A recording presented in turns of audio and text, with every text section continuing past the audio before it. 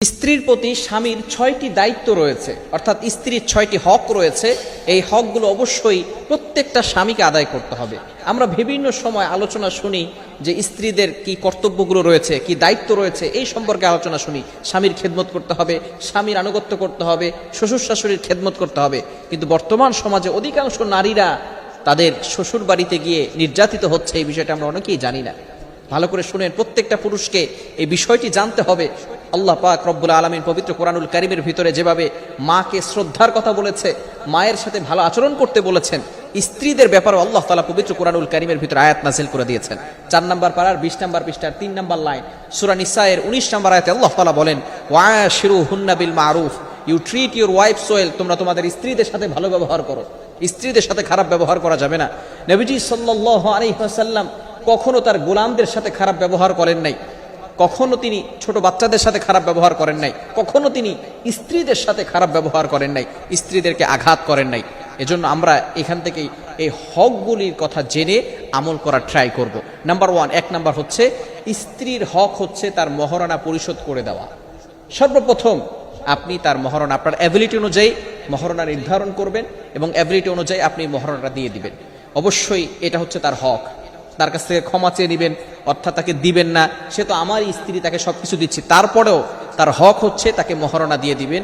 এটা হচ্ছে প্রত্যেকটা পুরুষের জন্য, এটা দিতেই হবে তার স্ত্রীকে। 1 নাম্বার হচ্ছে মহারণা আদায় করতে হবে। 2 নাম্বার হচ্ছে ভরণ পোষণ তাকে দিতে হবে। আপনি তাকে বিয়ে করেছেন মানে তার সকল দায়িত্ব আপনি নিয়ে নিয়েছেন।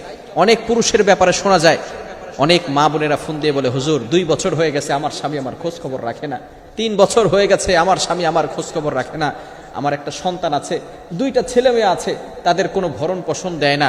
আপনি বিয়ে করছেন কেন? আপনি আপনার স্ত্রীর হক আদায় করতে পারেন না, আপনি বিয়ে করছেন কেন? আবার অনেকে বলে যে 4টা বিয়ে করে ইসলামে জায়েজ। আপনি একটা স্ত্রীর হক আদায় করতে পারতেছেন না, আপনি 4টা স্ত্রীর কথা বলেন। সুন্নত নিয়ে আছেন আপনি না?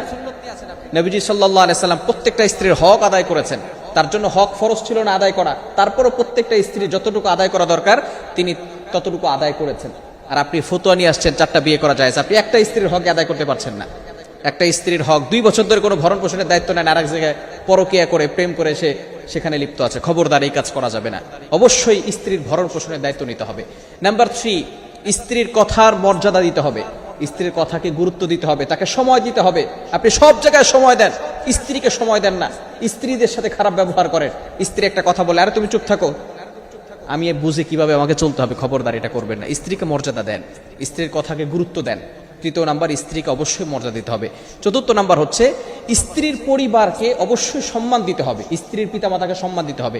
সে যে আপনার বাসায় এসেছে তার মানে এই নয় তার পিতামাতার সাথে সম্পর্ক ছিন্ন করে দিয়েছে, তার পিতামাতার সাথে এখনো সম্পর্ক আছে। আপনার মাকে যদি কেউ গালি দেয় আপনার কাছে কেমন লাগবে? আপনি যে আপনার স্ত্রীকে তার মাকে নিয়ে গালি দেন, লজ্জা করে না? লজ্জা করেন? আপনার স্ত্রীকে তার মাকে নিয়ে গালি দেন, তার বাবাকে নিয়ে গালি দেন। এজন্য অবশ্যই আপনারও মা আছে, আপনারও একটা কলিজা আছে। আপনাকে যদি মাকে গালি দেয় তাহলে আপনার কলিজায় গিয়ে লাগবে, তারও কলিজায় গিয়ে লাগে, কিন্তু কিছু বলতে পারে না। এজন্য স্ত্রীর পরিবারের সাথেও ভালো ব্যবহার করতে হবে। এবং 5 নাম্বার হচ্ছে মোস্ট ইম্পর্টেন্ট, স্ত্রীর শারীরিক চাহিদা পূরণ করতে হবে প্রত্যেকটা পুরুষকে। যদি এই বিষয়টি যদি কারো না থাকে তাহলে অবশ্যই ডক্টরের শরণাপন্ন হবেন। স্ত্রীর শারীরিক চাহিদা তাকে পূরণ করতে হবে। এবং 6 নাম্বার হচ্ছে ধর্মীয় বিধান যেগুলো আছে এগুলো পালন করাতে স্ত্রীকে উৎসাহিত করতে হবে, সহযোগিতা করতে হবে। অনেক স্ত্রী পর্দা করতে চায়, স্বামী বেহায়া নির্লজ্জ স্ত্রীকে পর্দা করতে দেয় না।